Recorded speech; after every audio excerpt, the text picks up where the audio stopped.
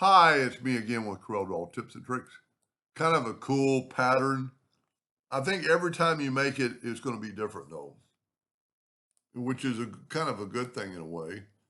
We're going to take an ellipse, hit the P key or the plus key, and do that right there. I'm going to make it a little bit thinner. I'm going to take my smart fill tool and fill that in. So there's my shape I wanted.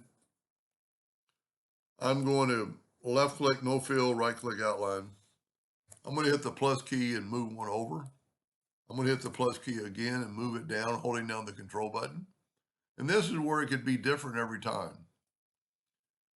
I'm going to combine, or no, I'm going to weld that, and I'm going to control D and rotate it 45 degrees, and then control D, control D. I'm going to go ahead and combine this. Same thing, it's kind of like, but welding would mess it up a little bit.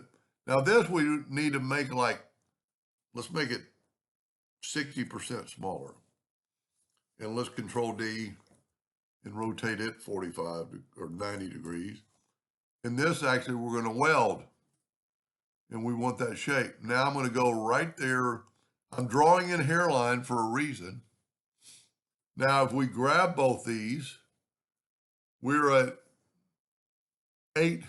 I want it like, with my ratio lock, I want it like 4 inches. Then I can set my nudge factor on 4 inches.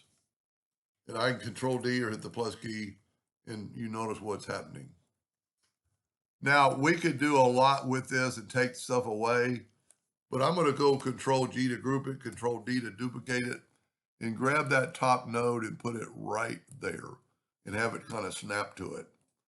Then I'm going to grab this, control G, control D, and I'm going to put it right there. And the reason I'm doing a hairline is in just a second, we're going to go ahead and weld these together. And then I could make the lines thicker, like pinpoints. And my lines are no missing gaps. Everything's welded together.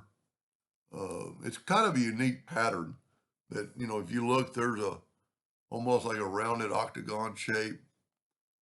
And then because we welded it, it's all one piece. Let's make it yellow. I didn't have anything selected.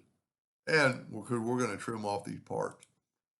I'm going to make it yellow. Well, you know what? For black, I'm going to make it stay black for a second. This is not a centerable item.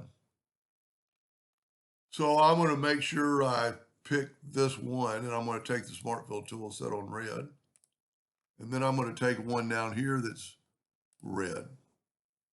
Now I'm going to take a rectangle, and I'm going to start from that center to the center. Now for this to work, you have to take away the red. If you don't, there's too many items selected. Now select them both and go to intersect. And what that did, they cut out that square pattern. So now you have really a more uniform pattern. And you really need to kind of watch, because like down here, I've got some stuff going on that I maybe should have picked that one. But it is an outline, so we're going to make it yellow, and then we're going to bring in a black box. And it's a pretty unique pattern. Pretty easy because no broken lines and so on and so on. Anyway, I hope that gave you an idea or two, and thank you for watching.